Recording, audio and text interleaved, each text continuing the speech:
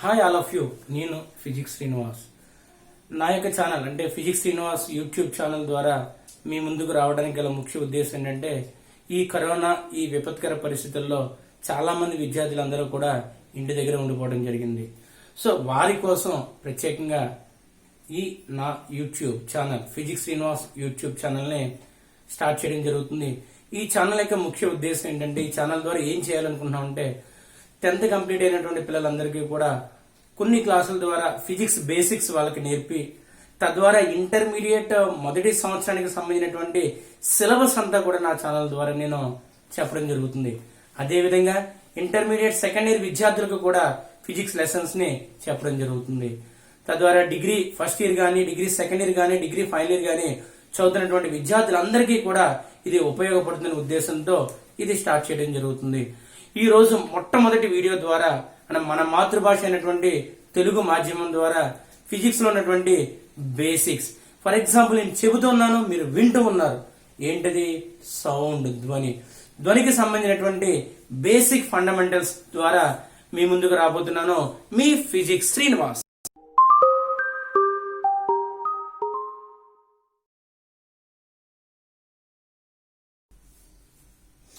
So already మనం ఏం discuss చేసుకుందాం అనుకున్నాం అంటే సౌండ్ గురించి డిస్కస్ చేసుకోవాలనుకున్నాం. మనం దేని గురించి డిస్కస్ చేసుకోవాలనుకున్నాం అంటే సౌండ్.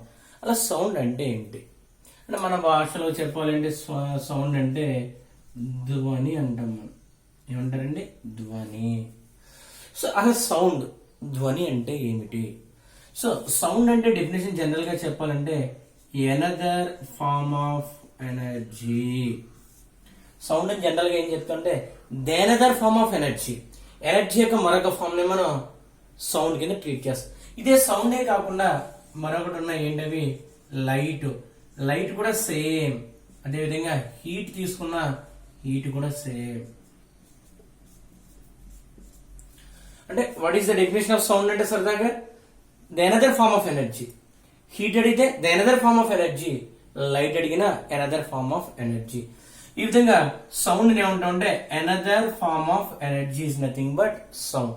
ఇంకా సౌండ్ మనం ఫర్ ఎగ్జాంపుల్ నేను మాట్లాడుతూ ఉన్నాను, మీరు వింటూ ఉన్నారు.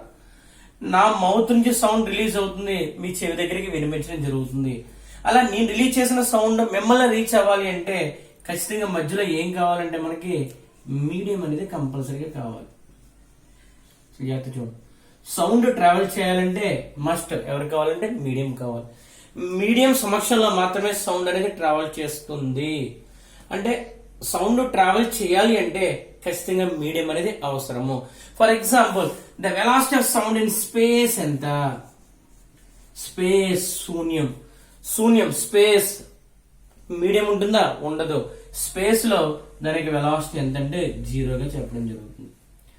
అంటే అర్థం ఏంటి? సౌండ్ అనేది స్పేస్ లో వ్యాక్యూమ్ లో ట్రావెల్ చేయదు. ఫర్ ఎగ్జాంపుల్ చిన్న క్వశ్చన్ అడిగాం, ఎలా అంటే the velocity of sound in vacuum is 0 కింద ట్రీట్ చేయడం జరుగుతుంది. అంటే sound doesn't travelled in vacuum లో సౌండ్ అనేది ట్రావెల్ చేయదు. Sound doesn't travels in space or vacuum. Space లో లేదా వ్యాక్యూమ్ లో సౌండ్ అనేది ట్రావెల్ చేయదు. అందువల్ల వెలాసిటీ అనేది 0. ఫర్ ఎగ్జాంపుల్ సౌండ్ అనేది ట్రావెల్ చేయాలి అంటే ఖచ్చితంగా మనకి ఏం కావాలండి? మీడియం కావాలి. అంటే ఏ మీడియంస్ లో ఏ విధంగా ఉంటుందో చూద్దాం. చూడండి, అంటే డిఫరెంట్ మీడియంస్ లో సౌండ్ వెలాసిటీ ఏ విధంగా ఉంటుంది. ఫర్ ఎగ్జాంపుల్ ఎయిర్ అనే మీడియం తీసుకున్నాం. ఎవరు తీసుకున్నాం అండి? ఎయిర్, గాలి.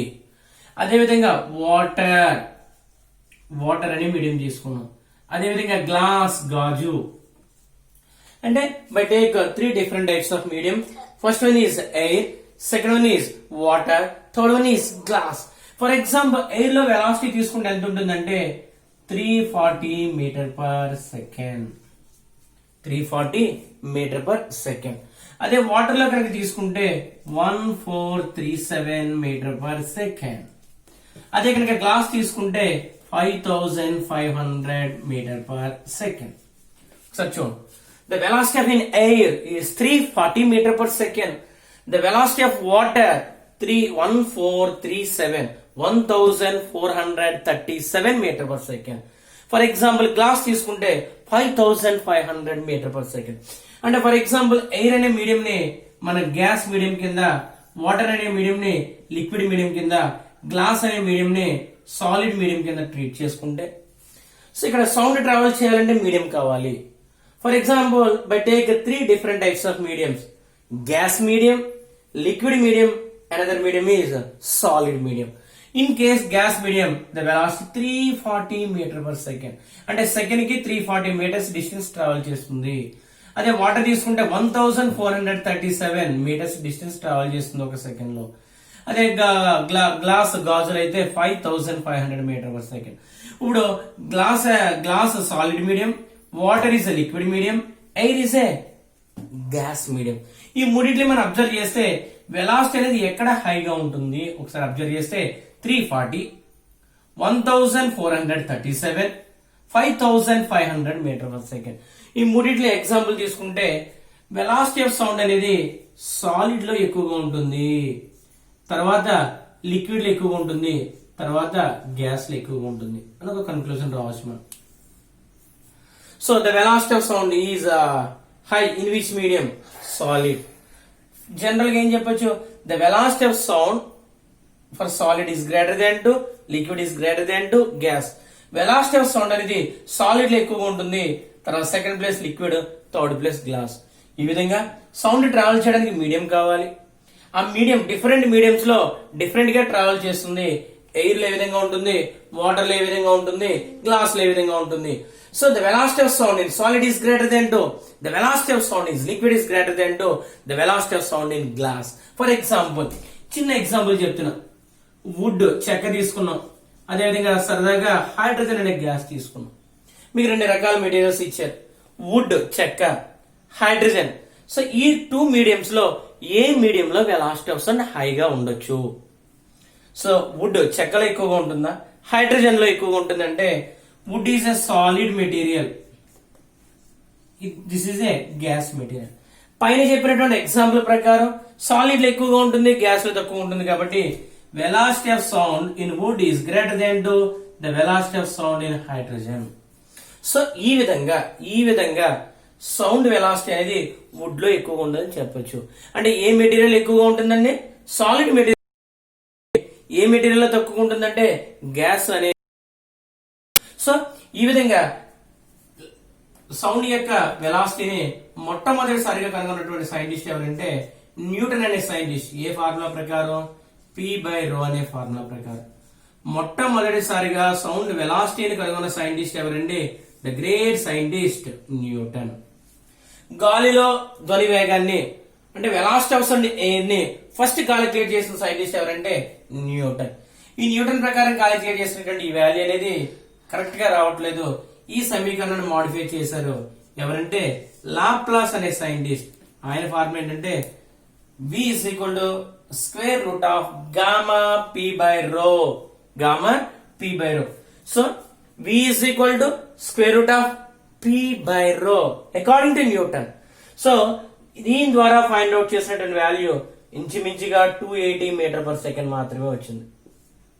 న్యూటన్ ఫార్ములా ద్వారా ఫైండ్ అవుట్ చేసినటువంటి వాల్యూ అనేది 280. ఇది కరెక్ట్ కాదు. ఈ ఫార్ములాలో కరెక్షన్ చేసినటువంటి సైంటిస్ట్ ఎవరంటే లాప్లాస్ అనే సైంటిస్ట్. అందువల్ల దీన్ని న్యూటన్ లాప్లాస్ ఈక్వేషన్ అంటారు. So this equation known as Newton's equation. According to Newton, the velocity of sound equation is V is equal to square root of p/ρ. So దీని ద్వారా find out చేసినటువంటి value ఎంతండి? 280 metre per second. దీనిలో modification చేసినటువంటి scientist ఎవరంటే Laplace అనే scientist find out చేశారు. ఈ లాప్లాస్ ద్వారా ఫైండ్ అవుట్ చేసిన వాల్యూ ఇంచుమించుగా 340 వాల్యూ రావడం జరుగుతుంది. So V is equal to square root of gamma p/ρ. ఇక్కడ P అంటే ప్రెజర్ అని రాస్తాం. P అంటే ఏంటంటే ప్రెజర్. మరి ρ అంటే ఏంటంటే డెన్సిటీ. P అంటే ఏంటంటే ప్రెజర్, ρ అంటే ఏంటంటే డెన్సిటీ. ఇక్కడ గామా అనేది మనకి హీట్ అనే లెసన్ లో వస్తుంది. Gamma the ratio of 2 specific heats. The ratio of 2 specific heats. Gamma is equal formula Cp/Cv. Gamma is equal to Cp/Cv. So according to Newton, V is equal to square root of p/ρ. Modify చేసినటువంటి scientist ఎవరండి? Laplace. V is equal to square root of gamma p/ρ. ఇక్కడ V is equal to square root of p/ρ. Newton's equation. V is equal to square root of gamma p/ρ. Newton's Laplace equation. ఇక్కడ P అంటే pressure, పీడనం అంటాం. Rho అంటే density సాంద్రత. ఇక్కడ gamma అనేది the ratio of two specific heats, విశిష్టోష్ణాల మధ్య నిష్పత్తి కింద ట్రీట్ చేస్తాం. So gamma is equal to Cp/Cv. Heat lesson లో డిస్కస్ చేద్దాం. Cp అంటే molar specific heat at constant pressure అని, Cv అంటే molar specific heat at constant volume. So gamma is equal to Cp/Cv. So ఈ విధంగా velocity of sound ని find out చేయడం కోసం న్యూటన్ అనే సైంటిస్ట్, అదేవిధంగా లాప్లాస్ అనే సైంటిస్ట్ ఈక్వేషన్ మనం చూడటం జరిగింది. సో సౌండ్ ట్రావెల్ చేయాలంటే ఖచ్చితంగా మీడియం కావాలి. ఏ మీడియంలో ఏ విధంగా ఉంటుందో డిస్కస్ చేసుకున్నాం. సాలిడ్, లిక్విడ్, గ్యాస్ మీడియంలో ఏ మీడియంలో ఎక్కువ ఉంటుందో చెప్పడం జరిగింది. వెలాసిటీ ఆఫ్ సౌండ్ ని ఫైండ్ అవుట్ చేయడానికి మొట్టమొదటి ఈక్వేషన్ ఇచ్చిన సైంటిస్ట్ అంటే న్యూటన్. తర్వాత దాన్ని మాడిఫై చేసిన సైంటిస్ట్ అంటే లాప్లాస్. అందులో ఈక్వేషన్ ఏమన్నారు? Newton Laplace equation. మనకున్నటువంటి ఈక్వేషన్ లో టర్మ్స్ పి అంటే ప్రెజర్, రో అంటే డెన్సిటీ, గామా అంటే Cp/Cv. According to Newton V is equal to square root of P/ρ అని చెప్పాం. అదే లాప్లాస్ సమీకరణం ప్రకారం గామా P/ρ. ఒక జాతీయం. సో V అంటే వెలాసిటీ, P అంటే ప్రెజర్, ρ అంటే density. For example density value increase అవుతూ ఉంటే ఇక్కడ ఈ ఫార్ములా ఏం చెప్పాం మనం? V proportional to 1/√ρ. V is equal to square root of gamma P/ρ. V is proportional to 1/√ρ. అంటే ఇన్వర్స్లీ ప్రపోర్షనల్ టు ఉంది కాబట్టి డెన్సిటీ వాల్యూ ఇంక్రీజ్ అయితే వెలాసిటీ ఆఫ్ సౌండ్ అనేది తగ్గుతూ ఉంటుంది. When density increases, at the same time velocity of sound is decreases. Density increase అవుతూ ఉంటే velocity of sound అనేది డిక్రీజ్ అవుతూ ఉంటుంది. ఫర్ ఎగ్జాంపుల్ టెంపరేచర్ వాల్యూ పెరుగుతూ ఉంటే, టెంపరేచర్ వాల్యూ ఇంక్రీజ్ అవుతూ ఉంటే వెలాసిటీ ఆఫ్ సౌండ్ కూడా ఇంక్రీజ్ అవుతూ ఉంటుంది.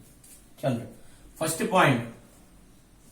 Second point, when density increases at the same time velocity of sound is decreases.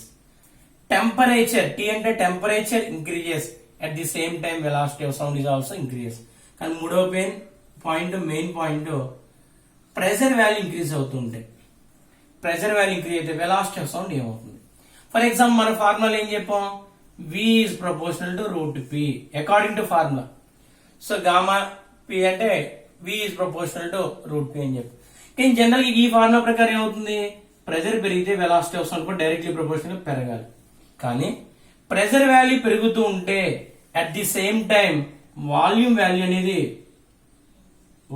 అనేది డిక్రీజ్ అవుతూ ఉంటుంది. సో P వాల్యూ పెరుగుతూ ఉంటే బాయిల్స్ లా ప్రకారం వాల్యూమ్ అనేది తగ్గుతూ ఉంటుంది.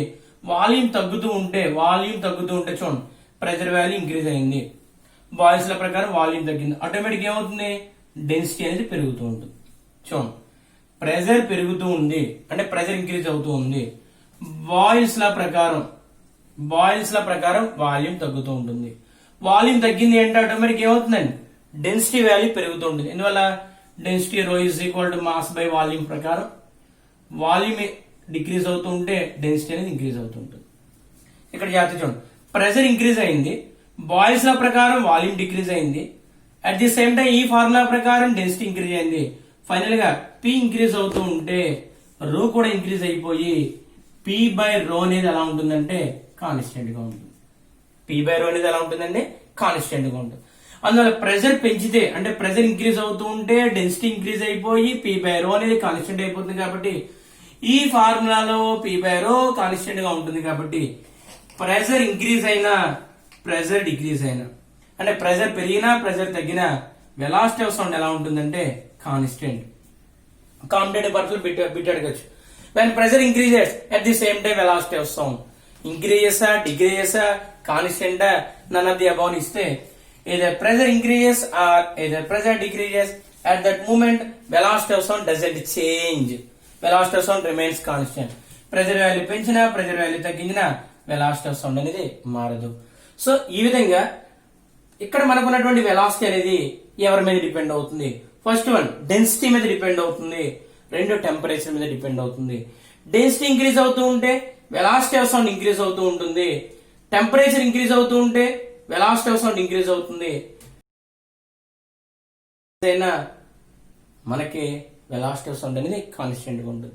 ఇది ఎవరికి సంబంధించి వెలాసిటీ అనేది basic fundamentals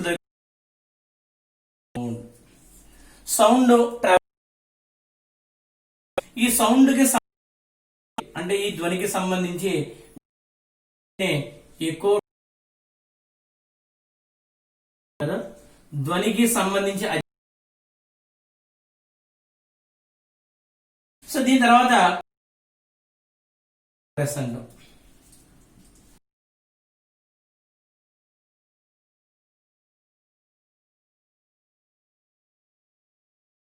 side are up and down. Particles in the medium move from side by side are up and down. So ఒక మీడియం లో ఉన్నటువంటి పార్టికల్స్ అనేవి సైడ్ బై సైడ్ గానీ అప్ అండ్ డౌన్ గానీ మూవ్ అవుతూ ఉంటే మనకి ఏం రెడ్యూస్ అవుతుందంటే ఏం వస్తుందంటే సౌండ్ వస్తుందని చెప్పారు. How to produce sound, sound ఏ విధంగా పుడుతుంది, how to produce, how to release sound, sound ఏ విధంగా వస్తుంది, సౌండ్ ఏ విధంగా ప్రొడ్యూస్ అవుతుంది అంటే చెప్పినటువంటి సైంటిస్ట్ ఎవరంటే పైథాగరస్. ఏం చెప్పారు ఈయన, ఒక మీడియం లో ఉన్నటువంటి పార్టికల్స్ అనేవి మూవ్ అవటం వల్ల, ఏ విధంగా మూవ్ అవటం వల్ల, అటు పైకి కిందకి గానీ సైడ్ బై సైడ్ ప్రక్క గానీ మూవ్ అవటం వల్ల, కదలటం వల్ల మనకి సౌండ్ అనేది ఉద్భవిస్తుంది, సౌండ్ అనేది రిలీజ్ అవుతుంది అని చెప్పినటువంటి సైంటిస్ట్ ఎవరంటే ద గ్రేట్ సైంటిస్ట్ పైథాగరస్. ఎవరైనా తర్వాత కాలంలో ఈయన చెప్పినటువంటి ఈ కాన్సెప్ట్ కి ఓకే చేసిన గెలీలియో అటువంటి సైంటిస్టులు అందరూ కూడా ఈయన చెప్పింది కరెక్టే అని చెప్పడం జరిగింది. ఈ తర్వాత సౌండ్ రిలీజ్ అవుతుందని చెప్పాం. ఎలాగా, పార్టికల్స్ అనేవి మూవ్ అవటం వల్ల సౌండ్ రిలీజ్ అవుతుంది. ఈ రిలీజ్ అయినటువంటి సౌండ్ ని మనం రికార్డ్ చేయొచ్చా? సౌండ్ రిలీజ్ అవుతుంది అంటున్నాం. ఈ రిలీజ్ అయినటువంటి సౌండ్ ని రికార్డ్ చేసినటువంటి మొట్టమొదటి సైంటిస్ట్ ఎవరంటే పాల్సన్. ఎవరైనా పాల్సన్. మొట్టమొదటిసారిగా ధ్వనిని రికార్డ్ చేసినటువంటి సైంటిస్ట్ ఎవరు? పాల్సన్. ఈయన చేసింది ఏంటంటే 2 రకాల ఆడియో టేపులు తీసుకుని ఈ ఆడియో టేబుల్ మీద మొట్టమొదటిసారిగా సౌండ్ రికార్డ్ చేసినటువంటి శాస్త్రవేత్త పాల్సన్. ఈ ఆడియో టేబుల్ మీద ఉపయోగించే కెమికల్ ఫెరిక్ ఆక్సైడ్. ఏంటంటే ఆడియో టేబుల్ మీద ఫెరిక్ ఆక్సైడ్ ను ఉపయోగించి మొట్టమొదటిసారిగా సౌండ్ ను రికార్డ్ చేసినటువంటి శాస్త్రవేత్త ఎవరంటే పాల్సన్. కానీ ఎంత కష్టపడి రికార్డ్ చేసినటువంటి ఇది నాట్ అన్ ఎఫెక్టివ్. పూర్తిగా రిలీజ్ అయినటువంటి సౌండ్ ని పూర్తిగా రికార్డ్ చేసే అవకాశం లేకుండా పోయింది. సో తర్వాత కాలంలో మిగిలిన శాస్త్రవేత్తలు పూర్తి స్థాయిలో రికార్డ్ చేయడం జరిగింది. మరొకసారి చూడండి, సౌండ్ గురించి ఎక్స్ప్లెయిన్ చేసే ఒక సెపరేట్ యూనిట్స్ మనం ఏమంటామంటే ఎకోటిక్స్ అంటారు. ఏమంటారండి? ఎకోటిక్స్. హౌ టు రిలీజ్ సౌండ్ అంటే ఎవరు చెప్పారు? పైథాగరస్. ఏం చెప్పారు ఆయన? ఒక మీడియం లో పార్టికల్స్ ఉంటాయి, ఆ పార్టికల్స్ అనేవి మూవ్ అవటం వల్ల మనకి సౌండ్ అనేది రిలీజ్ అవుతుంది అని చెప్పినటువంటి సైంటిస్ట్ ఎవరంటే పైథాగరస్. తర్వాత కాలంలో మొట్టమొదటిసారిగా సౌండ్ ని రికార్డ్ చేసినటువంటి శాస్త్రవేత్త ఎవరు? The great Paulson. అది కూడా ఇక్కడ ఆడియో టేపులు ఉపయోగించి రికార్డ్ చేయడం జరిగింది. ఆడియో టేపుల మీద ఉపయోగించే రసాయన పదార్థం కెమికల్ ఏంటంటే ఫెర్రిక్ ఆక్సైడ్. ఫెరిక్ ఆక్సైడ్ పొద ద్వారా మొట్టమొదటిసారిగా ధ్వనిని రికార్డ్ చేసినటువంటి శాస్త్రవేత్త ఎవరంటే పాల్సన్. ఎవరైనా పాల్సన్. సో ఈ విధంగా మనకి సౌండ్ గురించి చెప్పడం జరుగుతుంది. ఇంకా సౌండ్ దగ్గరికి వద్దులోకి సౌండ్ క్యారెక్టర్స్ చూస్తే సరదాగా సౌండ్ క్యారెక్టరిస్టిక్స్ అంట. ఫర్ ఎగ్జాంపుల్, చిన్న ఎగ్జాంపుల్ చూడండి. రాత్రిపూట మనం కరెంట్ లేకుండా మనం పడుకుంటే మనకి ఏముంటాయంటే మస్కిటోస్ ఉంటాయి, దోమలు. మన చెవి దగ్గరికి వచ్చి పాట పాడుతూ ఉంటాయి. మస్కిటోస్ అని మన చెవి దగ్గరికి వచ్చి పాడ చాలా అదో టైప్ లో ఉంటుంది మనకి. సో జూకి వెళ్ళాం, టైగర్స్ లేదా లయన్స్ అయినా లయన్స్. సో 2 రకాల ఎగ్జాంపుల్ చెప్తున్నా. ఒకటి మస్కిటోస్, దోమలు. 2 లయన్స్, సింహాల దగ్గర తీసుకుంటే ఇది సౌండ్ రిలీజ్ చేస్తుంది, ఇది సౌండ్ రిలీజ్ చేస్తుంది. ఈ 2 సౌండ్ లో మనకి ఏది ఇబ్బందికరంగా ఉంటుందండి? మస్కిటో సౌండ్ చాలా దగ్గరగా ఉన్న చిన్న జంతువైనా చిన్నదైనా సరే చాలా ప్రమాదం. సో ఈ రెండింటికి సౌండ్లకి మధ్య తేడా ఏంటి అంటే మస్కిటో రిలీజ్ చేసే సౌండ్ కి అటు లైన్ రిలీజ్ చేసే సౌండ్ కి మధ్య తేడా ఏంటి? ఈ తేడాని మనం తెలుసుకోవాలి అంటే సౌండ్ యొక్క ఏం తెలుసుకోవాలి అంటే క్యారెక్టరిస్టిక్స్ తెలుసుకోవాలి. అలా సౌండ్ కి ఎటువంటి క్యారెక్టరిస్టిక్స్ ఉంటాయి, సౌండ్ ని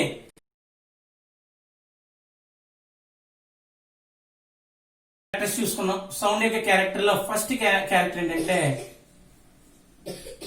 యాంప్లిట్యూడ్ అంటాం. Amplitude. So what is the definition of amplitude? For example general గా సౌండ్ అనేది వేవ్ రూపంలో ట్రావెల్ చేస్తుందని చెప్పారు. ఇది వేవ్. సో వేవ్ లో చూడండి పార్టికల్ ఇక్కడ నుంచి ఇలా మూవ్ అయింది, ఇలా వెళ్ళింది. ఇది కంప్లీట్ వేవ్ అంటాం. ఫర్ ఎగ్జాంపుల్ చూడండి ఇక్కడ డిస్ప్లేస్మెంట్ ఉంటుంది, కానీ ఇక్కడ ఈ పాయింట్ దగ్గర డిస్ప్లేస్మెంట్ ఎలా ఉంటుందండి? ఎక్కువగా ఉంటుంది. What is the definition of amplitude అంటే maximum displacement. Maximum displacement of the particle. ఒక పార్టికల్ అనేది ఎంత ఎక్కువ డిస్ప్లేస్మెంట్ తో మూవ్ అవుతుందో ఆ మాక్సిమం వాల్యూని మనం యాంప్లిట్యూడ్ కింద ట్రీట్ చేయడం జరిగింది. ఎలా ట్రీట్ చేయడం జరిగిందంటే యాంప్లిట్యూడ్. ఈ యాంప్లిట్యూడ్ ని క్యాపిటల్ ఏ లేదా స్మాల్ ఏ అనే లెటర్ తో ఇండికేట్ చేస్తాం. ఇక్కడ ఏంటంటే amplitude. What is the definition of amplitude అంటే maximum displacement of the particle. ఏంటంటే maximum displacement of the particle is called as amplitude. ఈ యాంప్లిట్యూడ్ ని మనం ఎందులో మెజర్ చేస్తా ఉంటే సెంటీమీటర్ లో గానీ మీటర్ లో గానీ ఎక్కువగా మెజర్ చేస్తూ ఉంటాం. ఇది సౌండ్ కి సంబంధించినటువంటి ఫస్ట్ క్యారెక్టర్.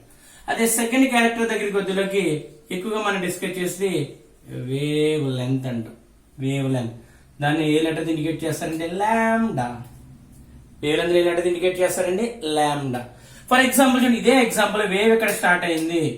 వేవ్ పైనుంచి ఇలా క్రిందకి వచ్చింది. దీన్ని కంప్లీట్ పై దాన్ని క్రస్ట్ అంటాం, సి క్రిందాన్ని త్రఫ్ అంటాం. అంటే పై క్రస్ట్ కింద త్రఫ్. క్రస్ట్ అంటే శృంగము, త్రఫ్ అంటే ద్రోణి అంటాం. ఇక్కడ మనం అబ్జర్వ్ చేయవలసిందంటే క్రస్ట్ త్రఫ్ కలిస్తే మనకి ఏమవుతుందంటే వేవ్ అంటాం. ఈ వేవ్ టోటల్ డిస్టెన్స్ ని మనం వేవ్ లెంత్ కింద మనం ట్రీట్ చేస్తాం. అంటే వేవ్ ట్రావెల్ చేసినటువంటి డిస్టెన్స్ ని మనం వేవ్ లెంత్ కింద ట్రీట్ చేస్తాం. వేవ్ లెంత్ అనేది జనరల్ గా సెంటీమీటర్లో లేదా మీటర్లలో ఎక్కువగా మనం మెజర్ చేస్తూ ఉంటాం.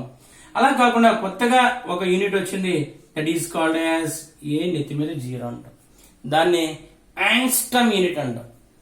సో A0 అంటే యాంగ్స్టమ్ యూనిట్, అదే AU అంటే అస్ట్రానామికల్ యూనిట్. రెండింటికే డిఫరెన్స్ ఉన్నాయి చూడండి. ఏ పవర్ 0 కింద రాస్తే యాంగ్స్ట్రమ్ యూనిట్ అంటాం, AU అని రాస్తే అస్ట్రానామికల్ యూనిట్ అంటాం.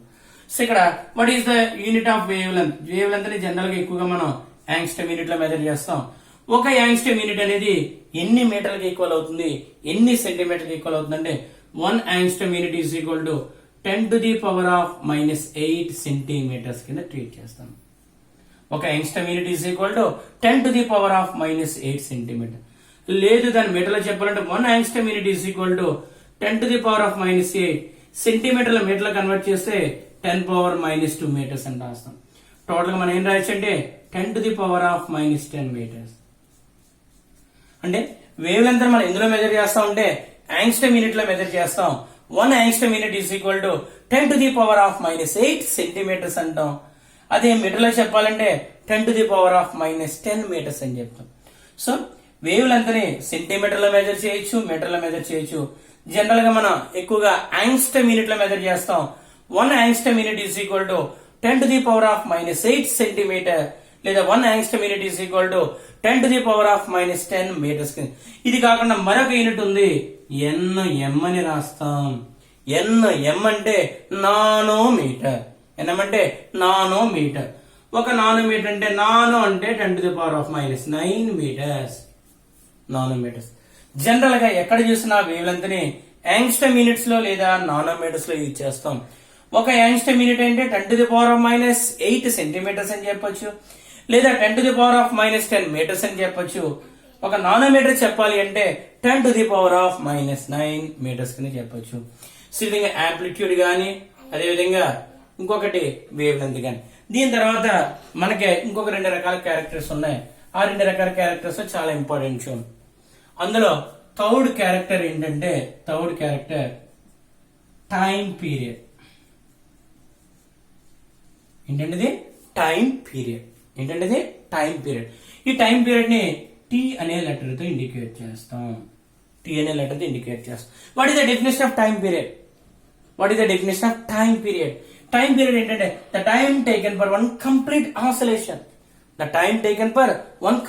Oscillation is called as time period. ఈ టైం పీరియడ్ ని జనరల్ గా మనం సెకండ్స్ లో మెజర్ చేస్తూ ఉంటాం.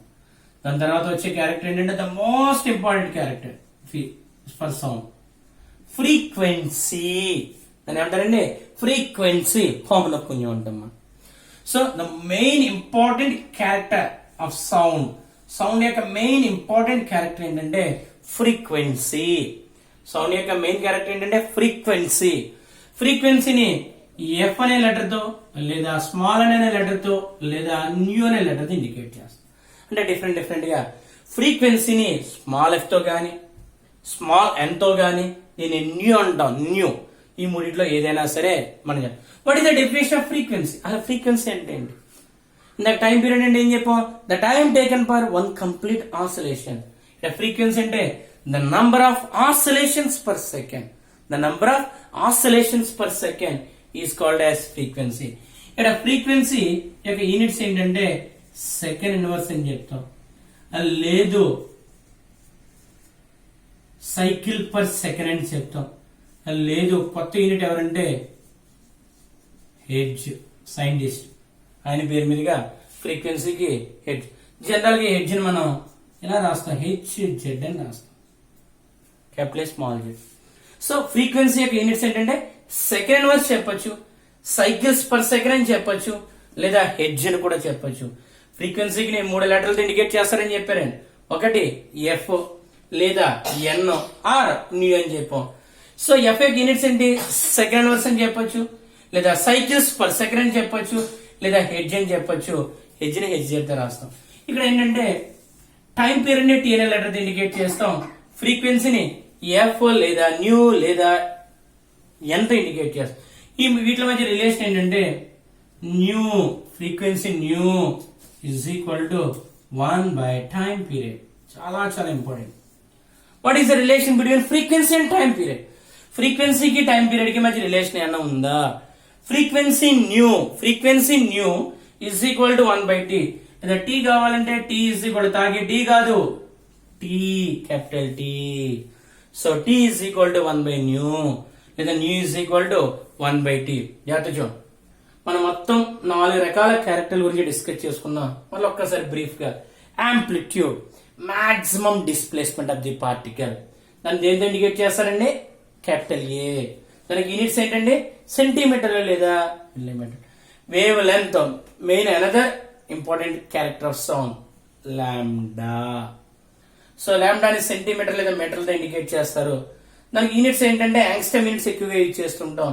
ఒక యాంగ్స్టమ్ యూనిట్ అనేది గుర్తుపెట్టుకోండి 10⁻⁸ సెంటీమీటర్స్ అని కానీ, ఒక angstrom unit is equal to 10⁻⁻10 metres అని చెప్తాం. ఇవి రెండు కాకుండా మరొకటి ఉంది nanometre. 1 nanometre is equal to 10⁻⁸ metres చెప్తాం. నెక్స్ట్ టైం పీరియడ్ టీతో ఇండికేట్ చేస్తాం. ఫ్రీక్వెన్సీని ఎఫ్ లేదా ఎన్ లేదా న్యూతో ఇండికేట్ చేస్తాం. ఫ్రీక్వెన్సీ యొక్క యూనిట్స్ సెకండ్ ఇన్వర్స్ అని, సైకిల్స్ పర్ సెకండ్ అని, హెడ్జ్ అని రాస్తాం. ఇప్పుడు ఫ్రీక్వెన్సీకి అదేవిధంగా టైం పీరియడ్ కి మధ్య రిలేషన్ ఏంటంటే new is equal to 1 by t లేదా t is equal to 1 by. దీని మీద డిపెండ్ అయ్యి మెయిన్ ఇంపార్టెంట్ రిలేషన్ ఒకటి చూద్దాం. ఇక్కడ ఆ రిలేషన్ ఏంటంటే ఆల్రెడీ లో స్టాండర్డ్ నుంచి మనం నేర్చుకున్నాం. Distance is equal to formula. Distance is equal to velocity into time. Distance is equal to velocity into time. For example time యువతల మల్టిప్లై చేసిన యువతలు తీసుకురండి. టోటల్ ఏమవుతుంది? Distance by time is equal to velocity. Distance ని lambda అనే letter indicate చేస్తున్నా. Distance ఇక్కడ time ని టీ అనే లెటర్ ఇండికేట్ చేస్తున్నా. వెలాసిటీని బి అనే లెటర్ ఇండికేట్ చేస్తున్నా.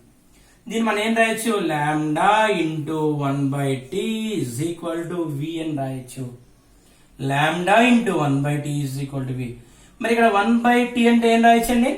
న్యూ రాయొచ్చు. So lambda into new is equal to v. Final గా మనం రాయాలంటే velocity v is equal to nu lambda. The most important formula for sound. Sound లో వెలాసిటీ ఆఫ్ సౌండ్ ని మనం మెజర్ చేయడానికి మరొక ఫార్ములా వచ్చింది. ఆ ఫార్ములా ఏంటంటే v is equal to nu lambda. v is equal formula ఏంటంటే nu lambda. V is equal to, what is the relation between velocity, frequency and a wavelength? Velocity की frequency की wavelength की मध्य relation ఏంటంటే V is equal to n lambda. V is equal to n lambda. V is equal to n lambda. చేసుకున్నాం. అదే విధంగా frequency గురించి కూడా discuss చేసుకున్నాం. ఇందాక ఒక క్వశ్చన్ అడిగాను మిమ్మల్ని, ఏంటి దోమలు మస్కిటోస్ కి లైన్ కి సంబంధించి.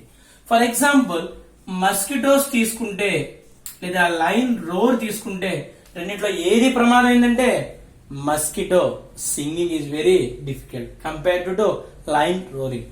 సింహ గర్జన కంటే మన దోమ యొక్క పాట అనేది మనకి ఇబ్బందికరంగా ఉంటుంది. దానికి కారణం ఏంటంటే ఇక్కడ మస్కిటోస్ విషయంలో ఫ్రీక్వెన్సీ హైగా ఉంటుంది, యాంప్లిట్యూడ్ లోగా ఉంటుంది.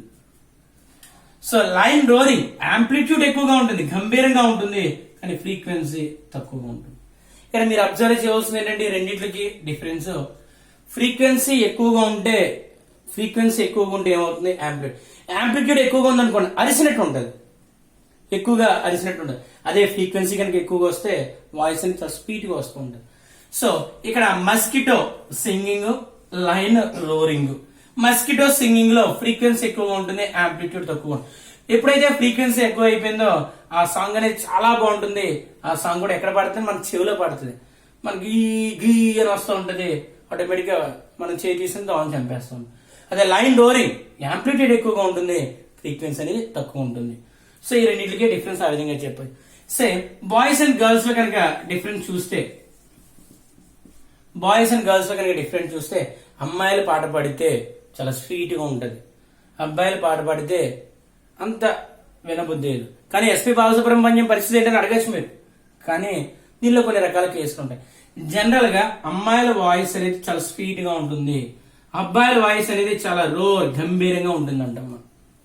మన క్లాసులో మేడమ్స్ సార్స్ పాఠాలు చెప్తే మేడమ్స్ పాఠాలు వినాలనిపిస్తుంది, సార్ల పాఠాలు కొట్టేసినట్టు అరిచేసినట్టు కనిపిస్తూ ఉంటాయి. దానికి కారణం ఏంటి అంటే బాయ్స్ అండ్ గర్ల్స్ లో తేడా ఏంటంటే గర్ల్స్ విషయంలో ఫ్రీక్వెన్సీ ఎక్కువగా ఉంటుంది, బాయ్స్ విషయంలో ఫ్రీక్వెన్సీ తక్కువగా ఉంటుంది. బాయ్స్ విషయంలో యాంప్లిట్యూడ్ ఎక్కువగా ఉంటుంది, గర్ల్స్ విషయంలో యాంప్లిట్యూడ్ తక్కువగా ఉంటుంది. సో జనరల్ గా కొంతమంది పాటలు పాడే వాళ్ళు ఇవి మెయింటైన్ చేస్తూ ఉంటారు, ఫ్రీక్వెన్సీని పెంచుతూ యాంప్లిట్యూడ్ తగ్గిస్తూ ఉంటే ఆ పాట వినబుద్ధి వేస్తుంది. సో బాయ్స్ కి గర్ల్స్ కి తేడా ఏంటంటే బాయ్స్ లేదా జెంట్స్ లేదా సార్స్ విషయంలో ఫ్రీక్వెన్సీ తక్కువగా ఉంటుంది, యాంప్లిట్యూడ్ ఎక్కువగా ఉంటుంది. గర్ల్స్ లేదా మేడమ్స్ విషయాల్లో ఫ్రీక్వెన్సీ ఎక్కువగా ఉంటుంది, యాంప్లిట్యూడ్ అనేది తక్కువగా ఉంటుంది. సో ఈ విధంగా సౌండ్ కు సంబంధించి యాంప్లిట్యూడ్ గానీ సౌండ్ కు సంబంధించినటువంటి ఫ్రీక్వెన్సీ మీద డిపెండ్ అయ్యి మనం ఈ విధంగా ట్రీట్ చేయడం జరుగుతుంది. సో ఈ విధంగా సౌండ్ గురించి కొన్ని రకాల క్యారెక్టర్స్ సింపుల్ గా మనం డిస్కస్ చేయాలి. ఇప్పుడు ఫర్ ఎగ్జాంపుల్ సౌండ్ తీసుకున్నాం మనం. సౌండ్ అనేది ఎలా ట్రావెల్ చేస్తుంది, వేవ్ రూపంలో ట్రావెల్ చేస్తుందని చెప్పి. ఫర్ ఎగ్జాంపుల్ నేను మాట్లాడుతూ ఉన్నారు, మీరు వింటూ ఉన్నారు. సో సౌండ్ అనేది ఏ రూపంలో ట్రావెల్ చేస్తుందంటే వేవ్ రూపంలో, వేవ్ ఫామ్ లో ట్రావెల్ చేస్తుంది.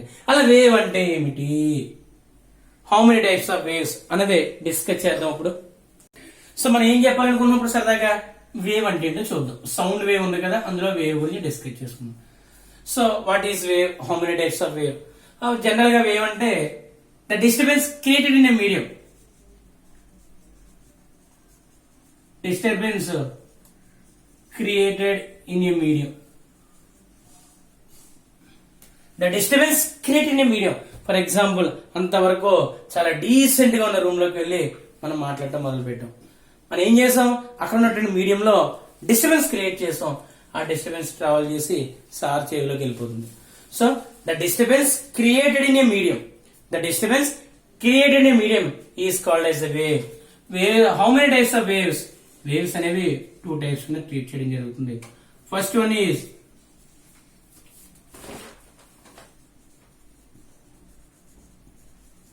Progressive wave, second is stationery wave అంట. ఫస్ట్ వన్ ఏంటంటే progressive wave, second one is stationery wave. ఇప్పుడు ఫర్ ఎగ్జాంపుల్ ప్రోగ్రెసివ్ వేవ్, పురోగామి తరంగాలు అంటాం మనం. Progressive wave, what is the definition of progressive wave? అలా progressive wave అంటే a wave starting from one point, wave అనేది ఒక point దగ్గర స్టార్ట్ అయింది and travels an infinite distance. A wave starting from one point and travels an infinite distance ఒక wave అనేది ఒక point దగ్గర స్టార్ట్ అయ్యి ఇన్ఫైనైట్ డిస్టెన్స్ కనుక ట్రావెల్ చేస్తే దాన్ని మనం ప్రోగ్రెసివ్ వేవ్ కింద ట్రీట్ చేస్తాం. అంటే ప్రోగ్రెసివ్ వేవ్ మళ్ళీ బ్యాక్ వస్తుందంటే బ్యాక్ వచ్చే అవకాశం లేదు. ఎందువల్ల travels an infinite distance travel చేస్తుంది కాబట్టి మళ్ళీ బ్యాక్ వచ్చే అవకాశం అనేది లేదు. A wave starting from one point and travels an infinite distance travel చేస్తే దాన్ని ప్రోగ్రెసివ్ వేవ్ కింద ట్రీట్ చేయడం జరుగుతుంది. ఈ ప్రోగ్రెసివ్ వేవ్ లో స్టార్టింగ్ పాయింట్ ఉంటుంది, ఎండింగ్ పాయింట్ అనేది మనం చెప్పలేము. ఎందువల్ల అది ఇన్ఫైనైట్ డిస్టెన్స్ ట్రావెల్ చేస్తుంది కాబట్టి.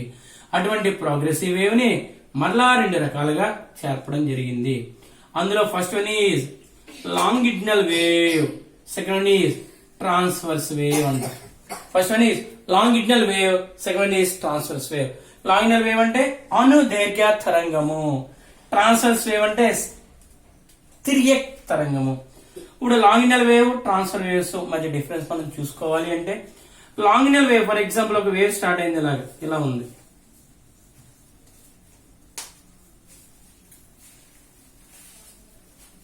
ఇక్కడ మీరు అబ్జర్వ్ చేశారో లేదో, ఇక్కడ పార్టికల్స్ అన్ని దగ్గరగా ఉన్నాయి, ఇక్కడ పార్టికల్స్ అన్ని దూరంగా ఉన్నాయి, పార్టికల్స్ అన్ని దగ్గరగా ఉన్నాయి. ఇటువంటి వేవ్ ని లాంగిడ్నల్ వేవ్ కింద మనం చెప్పొచ్చు.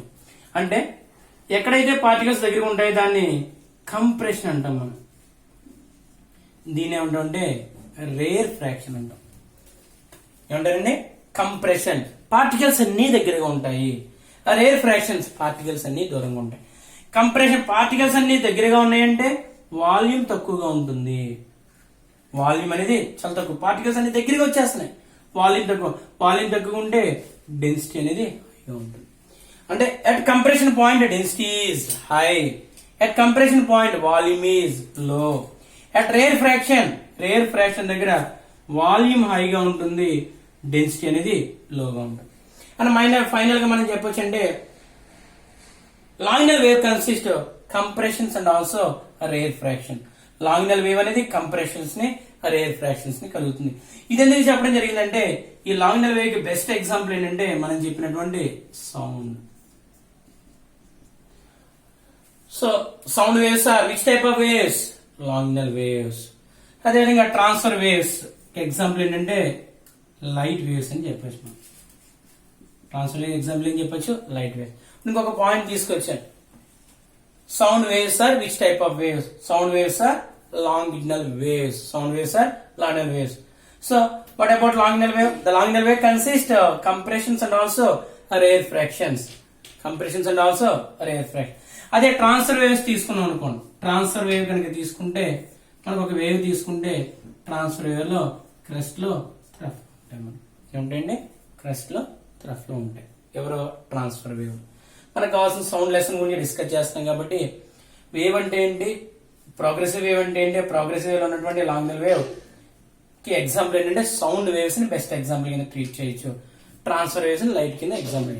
ఫర్ ఎగ్జాంపుల్ సౌండ్ తీసుకున్న అదేవిధంగా లైట్ తీసుకున్న కొన్ని రకాల క్యారెక్టర్స్ ఉంటాయి. Sound wave obey reflection property, refraction property, interference property, అదేవిధంగా డైఫ్రాక్షన్ ప్రాపర్టీ. లైట్ కూడా సేమ్ 1 2 3 4 5 1 2 3 4 5. సౌండ్ వేవ్ రిఫ్లెక్షన్, రెండు కూడా సౌండ్ వేవ్ రిఫ్లెక్షన్ ప్రాపర్టీ ఉంటుంది, లైట్ వేవ్ కూడా రిఫ్లెక్షన్ ప్రాపర్టీ ఉంటుంది. రెండోది రిఫ్రాక్షన్ సౌండ్ వేవ్ ఉంటుంది, అదేవిధంగా లైట్ వేవ్ ఉంటుంది. తర్వాత ఇంటర్ఫిరెన్స్ సౌండ్ వేవ్ ఉంటుంది, లైట్ వేవ్ ఉంటుంది. తర్వాత డైఫ్రాక్షన్ సౌండ్ వేవ్ ఉంటుంది, లైట్ వేవ్ ఉంటుంది. Last one is polarisation sound waves కు ఉండదు, లైట్ వేవ్స్ కు మాత్రమే ఉంటాయి. So how to identify sound and light waves అంటే light waves obey polarisation property, light wave obey polarisation property, sound wave does not obey polarisation property. Light wave అనేది polarisation ప్రాపర్టీని obey చేస్తుంది, sound wave అనేది polarisation ప్రాపర్టీని